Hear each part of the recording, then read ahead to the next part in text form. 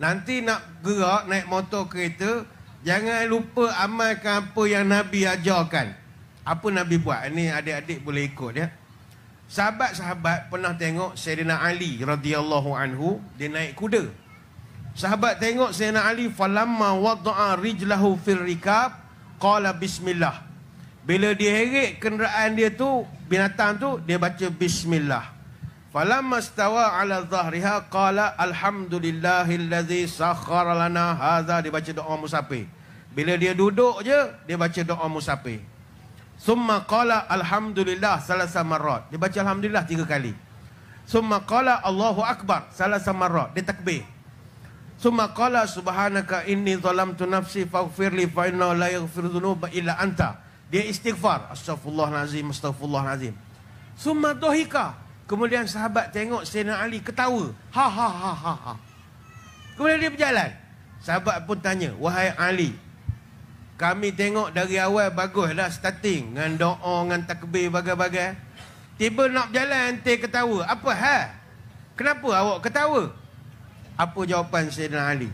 Ente punya soalan sama dengan Alan punya soalan ketika aku melengok Nabi naik unta.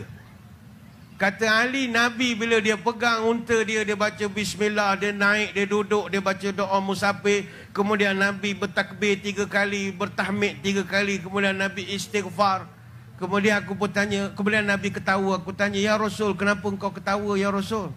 Maka kata Nabi, siapa-siapa yang baca apa yang aku baca tadi, Allah ampunkan segala dosa dia. Jadi malaikat beritahu aku, Allah sudi ampunkan. Maka aku ketawa kerana gembira. Amalan yang mudah tapi pahalanya besar. Hadis Abu Daud.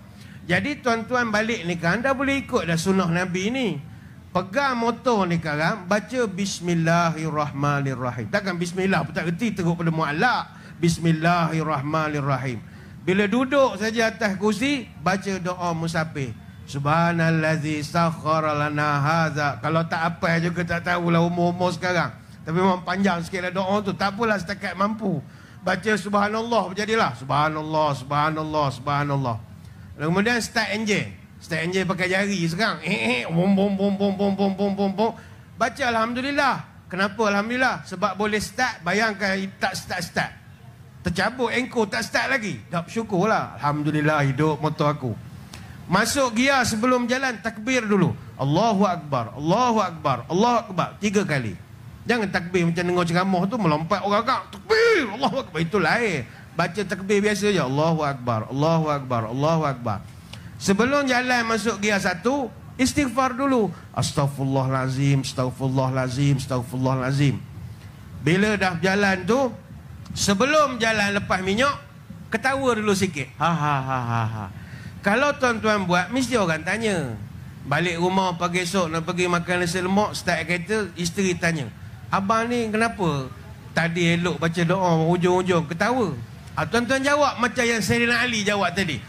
Awak punya soalan sama macam Sayyidina Ali punya soalan kan lain. Baru ada nampak pergi pora malam tadi dia kata, barulah ada gaya. Jadi ini sunnah. Walaupun benda ni apa logik dia, tapi kita ngambil berkat. SOP ni semua tentang keberkatan.